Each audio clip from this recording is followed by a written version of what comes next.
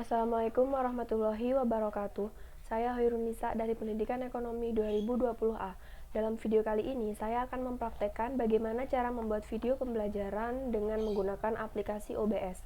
Saat kita akan membuat video baru, kita bisa menambah scene. Scene ini digunakan untuk memberikan nama pada video yang akan kita buat. Seperti ini, lalu kita klik OK. Karena saya sudah merekamnya, maka saya tidak akan membuat lagi. Kemudian kita bisa menambah di sini add source. Di sini terdapat audio input capture digunakan untuk merekam suara dari laptop kita. Kemudian audio output capture digunakan untuk merekam suara kita. Ini display capture untuk merekam layar laptop kita. Dan ini ada video capture device digunakan untuk merekam kita saat melakukan presentasi atau saat kita membuat video. Kemudian ini ada Windows Capture, ini bisa digunakan untuk merekam, tapi kita hanya ingin menunjukkan bagian dari Windows-nya saja, seperti makalah atau PowerPoint. Kemudian saya akan mempresentasikan tentang pemikiran teori ekonomi pada zaman praklasik. Pada zaman praklasik ada dua paham yang berkembang, yaitu merkantilisme dan juga fisiokrasi. Merkantilisme ini merupakan paham bahwa perdagangan dengan negara lain itu merupakan suatu cara yang harus dilakukan jika suatu negara itu ingin sejahtera dan maju. Kemudian yang kedua ada fisiokrasi yang sangat bergantung pada alam. Adapun tokoh-tokoh pada zaman merkantilisme yaitu ada Jean Bodin, Thomas More, dan Jean Baptiste Colbert. Sedangkan pada zaman fisiokrasi ada Francois Cusney dan A.R.J. Turgot. Jean Bodin berpendapat bahwa bertambahnya uang yang didapatkan dari perdagangan luar negeri itu dapat meningkatkan harga barang. Hal tersebut dikarenakan satu, bertambahnya logam mulia yaitu emas dan perak, praktek monopoli yang dilakukan oleh dunia swasta maupun peran negara.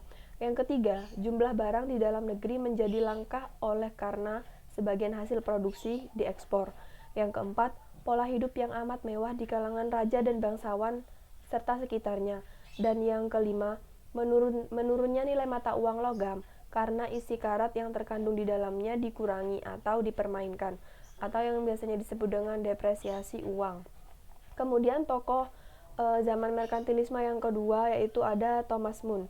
Thomas More merupakan seseorang saudagar kaya yang berasal dari Inggris.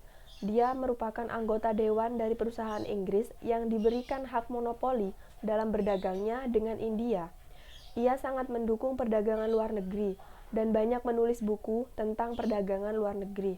Dan ia juga berpendapat bahwa untuk meningkatkan kesejahteraan maka harus dilakukan ekspor dan lebih banyak menjual kepada mereka, dan kita harus mengurangi konsumsi dari mereka.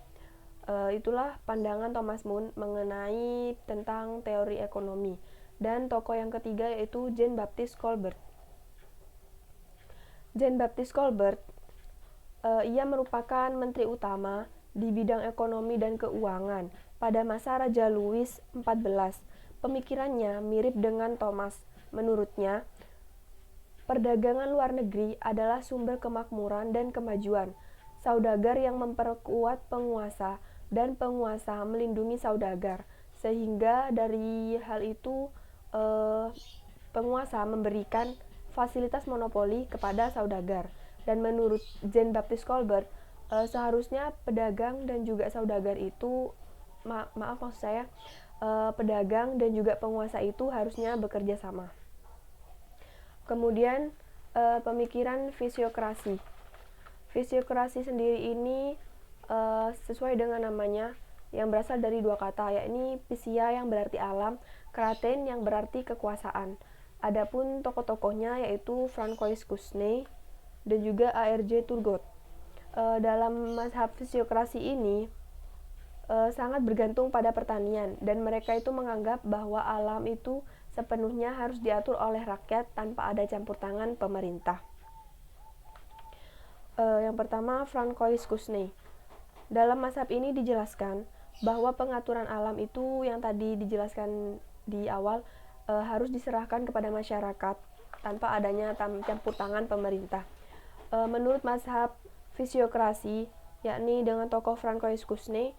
Ia berpendapat bahwa pertanian itu sangat penting, dan juga dalam fisiokrasi ada 4 golongan masyarakat. Yang pertama, satu kelas masyarakat produktif, yaitu masyarakat yang aktif mengelola tanah seperti pertanian dan pertambangan. Yang kedua, kelas tuan tanah. Yang ketiga, kelas yang tidak produktif atau kelas steril, terdiri dari saudagar dan pengrajin. Dan yang keempat, kelas masyarakat buruh atau labor yang menerima upah dan gaji dari tenaganya. Kemudian tokoh masa fisiokrasi selanjutnya yaitu A.R.J. Turgot. A.R.J. Turgot, ia merupakan seorang ekonom dan negarawan asal Prancis yang pernah menjadi Menteri Keuangan. Kebijakan yang pernah ia lakukan saat menjadi Menteri Keuangan Raja Louis XVI yaitu satu, meniadakan monopoli dalam perdagangan gandum, dan yang kedua, menghapus pajak dan beban-beban terkait produksi pertanian dan perdagangannya. Yang ketiga, sistem perpajakan disederhanakan menjadi pajak bumi. Dalam refleksinya, Turgot membagi masyarakat menjadi 3 kelas. Sedangkan yang Francois tadi menjadi 4 kelas, kalau Turgot ini membaginya menjadi 3 kelas. Yang pertama ada kelas produktif atau pertanian, yang kedua ada kelas yang digaji atau kelas pengrajin dan tanah, yang ketiga kelas pemilik. Itulah tokoh-tokoh pada zaman merkantilisme dan fisiokrasi. Kesimpulannya yaitu merkantilisme itu merupakan pemikiran yang mengedepankan bahwa perdagangan itu harus dilakukan dengan luar negeri saat suatu negara itu ingin maju. Sedangkan fisiokrasi mengedepankan bahwa pertanian itu sangatlah penting dalam kemajuan suatu negara. Sekian, terima kasih. Itulah presentasi yang dapat saya sampaikan. Dan mohon maaf apabila terdapat kesalahan. Wassalamualaikum warahmatullahi wabarakatuh.